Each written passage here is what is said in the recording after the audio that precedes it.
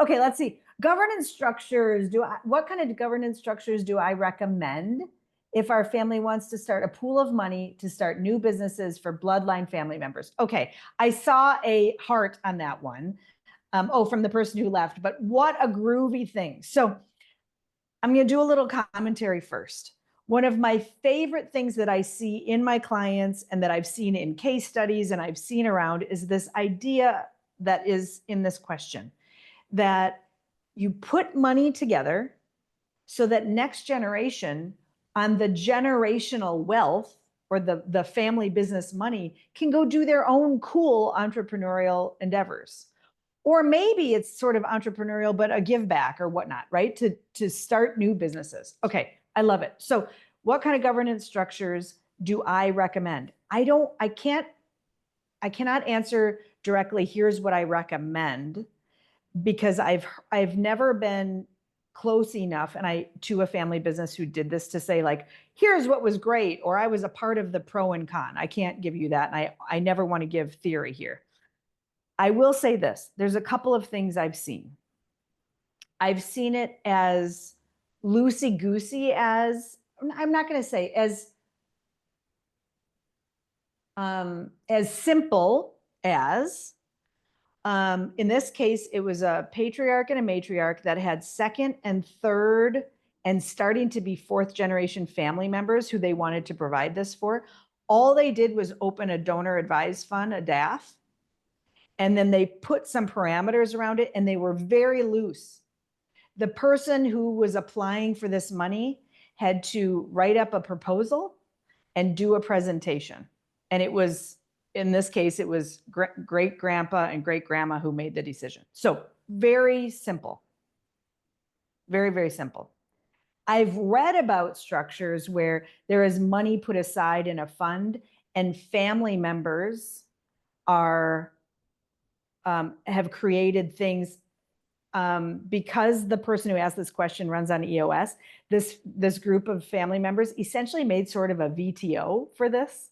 Here's our values. Here's our core focus. They were only going to take proposals for entrepreneurial ideas that were essentially like B Corps. They didn't have to be a B Corp, but there had to be like a beyond the bottom line profit purpose behind it. And there were very strict parameters and there was a very clear process. And there was an agreement actually that the money would be paid back, which I thought was interesting. It was a loan. It was not a grant. The first one, it was, we'll just give you money. And it was, pretty loosey-goosey.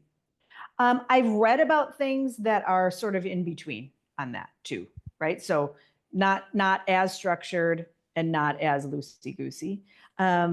Where I would recommend you look first is, why are we creating this? Like, what's the actual purpose for this? And my two favorite questions to answer that are what I consider to be legacy questions. So why and what? Why would we do this? And what are we trying to accomplish? Why are we doing it? Like what will exist in 100 years because we made this pool of money? And what are we trying to accomplish? I worked with one very entrepreneurial fourth generation family business owner. His big why for all that he was doing was he wanted there to be excellent jobs in his community for a really long time.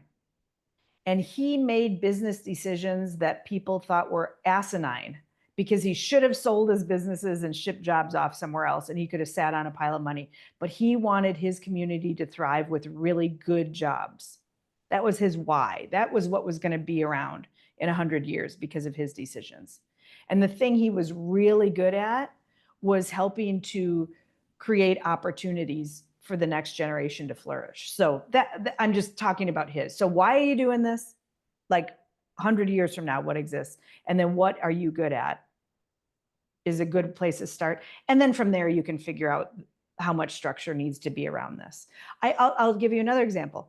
I worked with a first generation family business that was trying to figure out next generation. Their guiding principles were always around, they had created the mom and dad had created huge wealth for their family. And they had literally been living in a trailer house and kind of living out of their car when they started. And then they created all this wealth and they were worried that they had ruined their children by doing this.